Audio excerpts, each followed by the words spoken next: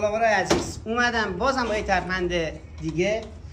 تو پست قبلی خیلی سریع بگم، تو پست قبلی هزینه پژو 405 20 میلیون کردم 2000 تومان، هزینه تعمیر پراید 17 میلیون کردم 30000 تومان و این بار نوبت سمند EF7 است. آقای عزیز دیدی ماشینت سمن سوار، ماشین دود آبی کرد، نرو نده موتور تو باز نکنن، 30-40 میلیون هزینه نکن آقا.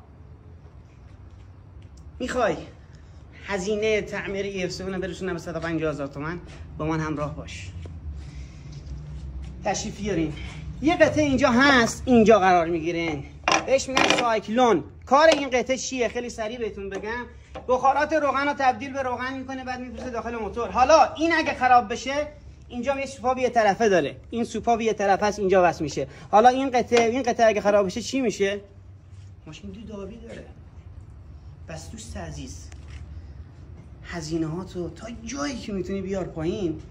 اگر تو پیج من باشی قول میدم دیگه دغدغه‌ای واسه هزینه‌ها و تعمیرات ماشینت نداشته باشی. و سلام.